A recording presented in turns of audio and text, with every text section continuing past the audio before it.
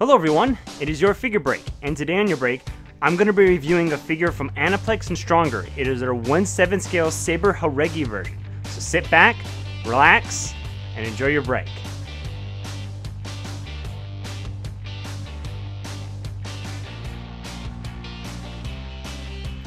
Alright, so Saber Haregi version.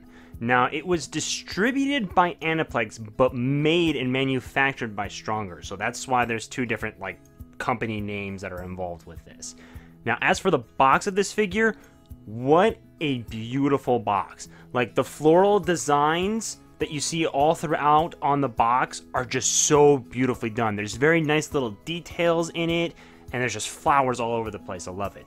My other favorite part about the box is also kind of how everything is almost like a stained glass / church window kind of look, like very kind of geometric shapes to it. There's no circles or anything. I really like the look of that. And of course, you can see, on the back, you can see all the different angles of the figure.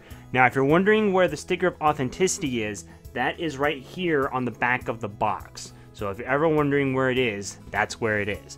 But let's go ahead and open up this box.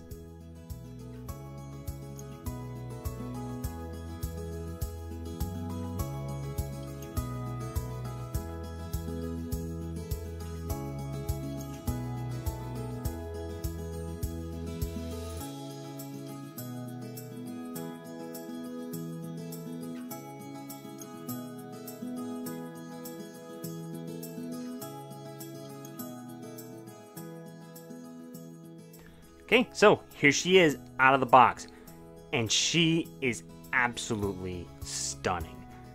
The kimono is so beautiful. All of the paintwork here on the flaps with the flowers on it are so nicely detailed. Like, you can keep finding more details as you look into it. So on here on the flap, you see some nice decals. On here on the belt, and even this little kind of like tied ribbon right here.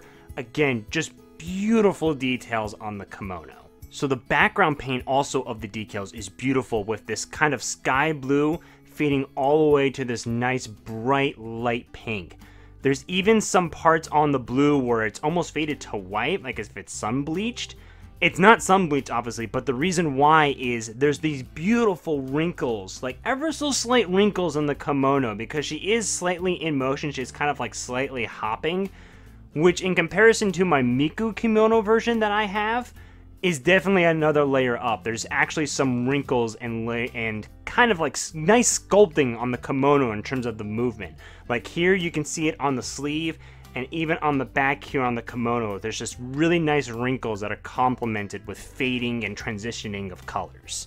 The bow on the back of the figure is also just this beautiful piece, where there's nice kind of wrinkles towards the bow.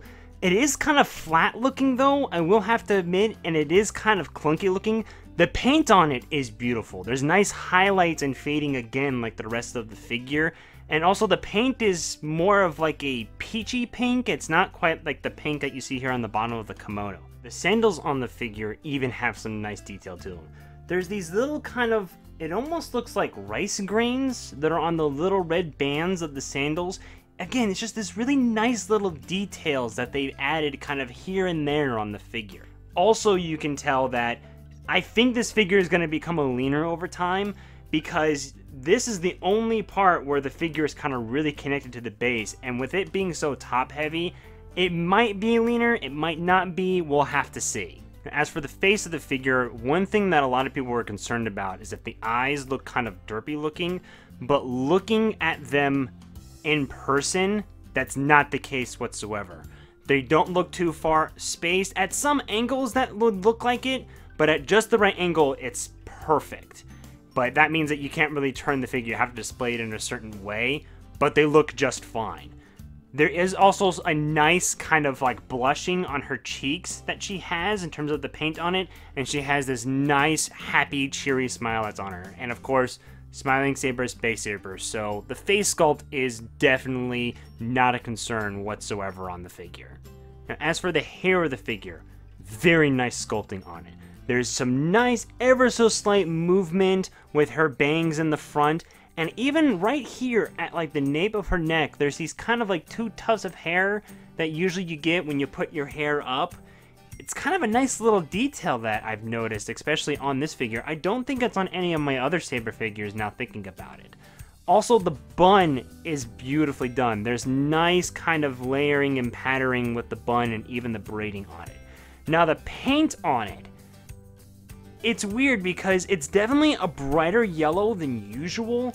And I think it's because it's to match the bright colors of the kimono, so it's not just like this dark thing and then this light thing. And there's even actually some nice kind of like darker highlights actually in the hair getting towards the tip, because it goes from a nice bright yellow to kind of like a slightly almost goldy color. Now there are unfortunately some paint flaws in the bun with the hair. Like right here, there's some kind of like clumps unfortunately on the braid of it, so kind of upset about that. The little bow, by the way, that's on the bun is so cute. It's actually a darker blue with a little bit of fading on the edges, and there's these ever so nicely detailed flowers right here on the bow. It's so nice looking. It's not quite flowing, but there's just very nice kind of paint detail again on this figure. Now as for the sword of the figure, right here on the guard, there's this nice shiny kind of gold paint that seems to almost glisten in the light as you look at it. Same thing here with the kind of sleeve right here at the base of the blade. And speaking of the blade, it's made out of this nice clear plastic that has this nice kind of ever so slight yellow hue to it, which I think is kind of new for any of the Saber swords that I have. And the best part about it though, is right here on the pommel, there's a peg that goes right here into the palm of her hand, so the sword, it will actually stay there. You don't have to worry about it falling out or anything like that. It will stay there because it's assembled actually into the figure. Now as for the base of the figure, it's pretty much just a white base. There is a flower decal on it that's very nicely detailed and kind of matches with the kimono decals that are on here with the flowers. But other than that, it's pretty much just the white base that you happen to put the figure on. Okay, so as for a rating of the figure, I'm going to be giving an 8.5 out of 10. Now, the figure, the only thing that's holding it back is that it's just a very heavy, clunky looking piece of plastic, but that's kind of like with the territory of kimonos, so I'm not too surprised about that.